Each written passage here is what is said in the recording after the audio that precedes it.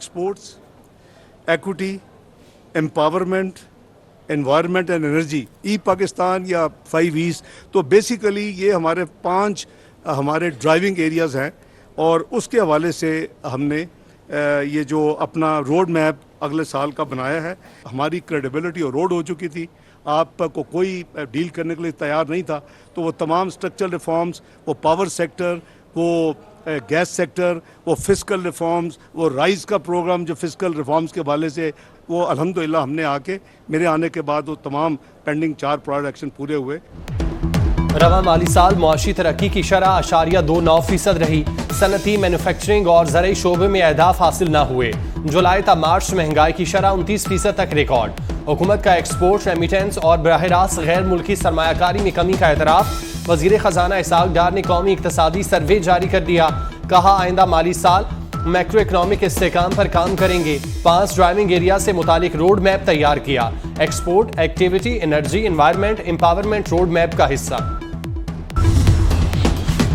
जहांगीर तरीन ने नई सियासी जमात इस्तेहकाम पाकिस्तान पार्टी का ऐलान कर दिया। PTI छोड़ने वाले जहांगीर तरीन की जमात में शामिल हो गए। सीनियर सियासतदान अलीम खान कहते हैं मुशावरत से अलग सियासी जमात का फैसला किया। मुल्क जिन हालात से गुजर रहा है, हर पाकिस्तानी परेशान है। जो सियासत से लाताल्लुक होकर बैठे थे, आज इकट्ठे हुए। जहांगीर तरीन ने सबको इकट्ठा करने में बड़ेपन का मुजाहिरा किया।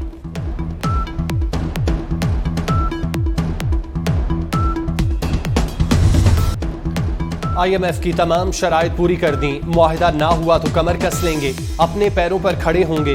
वजीर आजम शहबाज शरीफ का तुर्क टीवी को इंटरव्यू। कहा 9 मई को शरपसंद जत्थों ने रियासत के रिट को चैलेंज किया। रियासत के खिलाफ संगीन साजिश के ठोस शवाहिद हैं। शरपसंदी में मुलविस अनासिर को सख्त सजा मिलेगी।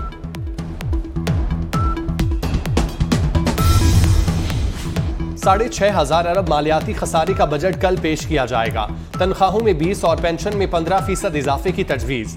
बेनज़ीर इनकम सपोर्ट प्रोग्राम के लिए 430 अरब मुख्तस किए जाएंगे। 700 अरब से जायद के नए टैक्सेस लगाने का मंसूबा। पेट्रोलियम मसनूआत पर लीवी की शरह मजीद बढ़ाए जाने का इम्कान। आइंदा माली साल में मुल्की आमदन का तखमीना 9200 अरब FVR टैक्स महसूलात और नॉन टैक्स आमदन से 2800 अरब रुपए का टारगेट।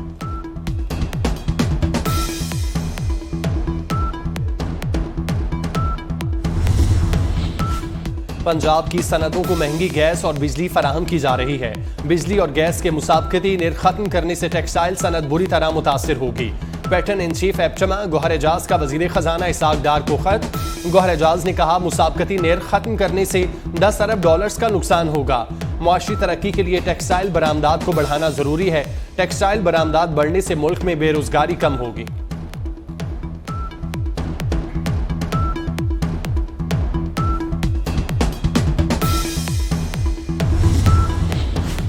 तापी गैस पाइपलाइन मंसूबे के मुआहिदे पर दस्तखत। वजीर आजम शहबाज शरीफ की तकरीब में शिरकत। कहा मंसूबे से खित्ते में खुशहाली के नए दौर का आगाज होगा।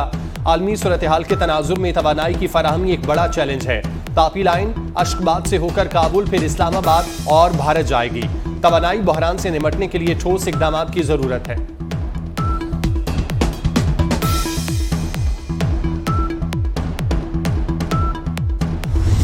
जो एहतसाब है अक्रॉस द बोर्ड है। ये नहीं हो सकता कि कुछ लोग जो हैं उनके खिलाफ एहतसाब होगा और बाकी लोग जो हैं वो बरी जिम्मा हो जाएंगे। साहिबान के बारे में कुछ ऑडियो लीक्स आई हैं। उन ऑडियो लीक्स के तहत कमीशन कायम करना पड़ा कि कानून का रास्ता जो है वो रोका गया, अपनी मर्जी का बेंच बनाया गया। 190 पाउंड आए थे पाकिस्तान की रियासत के, चूंकि वो इन्होंने ये कह के लेके आए थे कि ये रियासत के हैं, जबकि गए किसी एक खास कंपनी या फर्दे वायद के अकाउंट में। अदालत उज़्मा के कुछ जज पार्लिमान के फैसलों को भी नहीं मान रहे। जजेस के हवाले से ऑडियो लीक्स आई जिनमें करप्शन का उनसर मिलता है। एहतसाब सबका होगा, कोई मुकद्दस गाय नहीं। जजेस के मामले सुप्रीम जुडिशल काउंसिल में जाएंगे। वजीर आजम के मुआवने खुसूसी इरफान कादिर का ऐलान। कहा 190 मिलियन पाउंड करप्शन केस में ब्रेक थ्रू मिला। चेयरमैन PTI ने कीमती तहाइफ भी वसूल किए।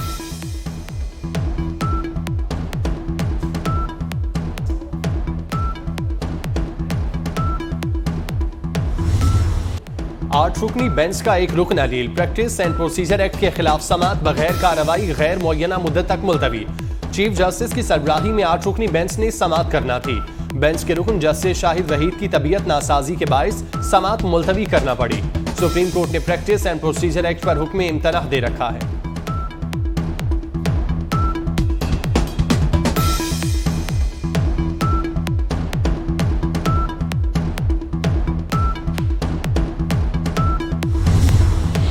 जिना हाउस हमला और जलाओ घिराव खतीजा शाह समेत 13 खवातीन के मजीद जिस्मानी रिमांड की सदा मुस्तरद।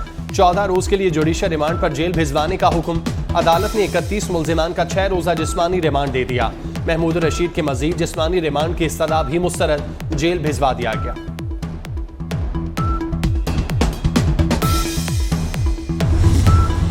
साबिक आर्मी चीफ की नवासी खतीजा शाह को काउंसलर रसाई देने की मंजूरी मिल गई। वजारत दाखिला ने अमरीकी सिफारत खाने की दरख्वास्त पर मंजूरी दी। वजारत दाखिला की होम डिपार्टमेंट को अमरीकी काउंसलेट लाहौर से ताउन की हिदायत जारी।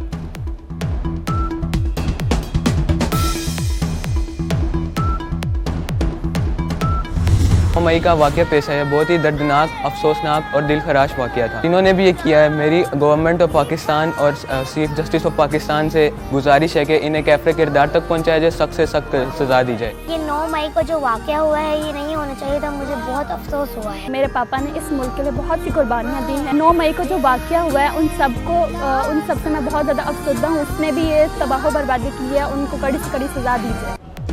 शुहदा के बच्चों का जिना हाउस का दौरा, तबाहाल इमारत को देखकर दुख का इजहार। 9 मई के वाक़यात को दिल खराश करार दे दिया। शरपसंदों को कड़ी सजा देने का मुतालिबा। मासूम बच्चे ने सवाल उठाया, मुल्क कौम के लिए कुर्बानियां देने वालों की यादगारों की बेहुरमती क्यों की गई।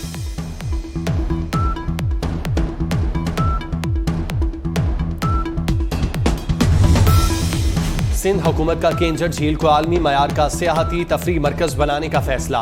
असर-ए-नौ ताज़ीन आराइश का मंसूबा बन गया। मुल्की और गैर मुल्की सरकारी निजी कंपनी से भी मुआवनत हासिल की जाएगी। सूबाई वज़ीर तवानाई इम्तियाज़ अहमद शेख की सरबराही में 7 रुकनी कमेटी कायम। कमेटी झील पर मयारी प्रोजेक्ट तैयार करेगी। रेस्टोरेंट, गेस्ट हाउस समेत दीगर तामीराती मंसूबे शुरू किए जाएंगे।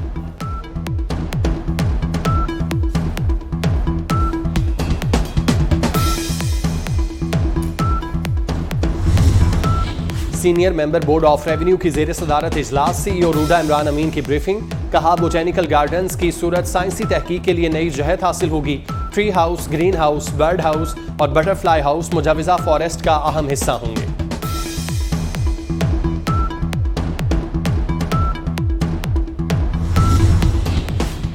आज समंदरों का आलमी दिन मनाया जा रहा है। दिन मनाने का मकसद समंदरों की बेहतरी और माहौल का तवाजुन बरकरार रखने के लिए इकदाम करना है।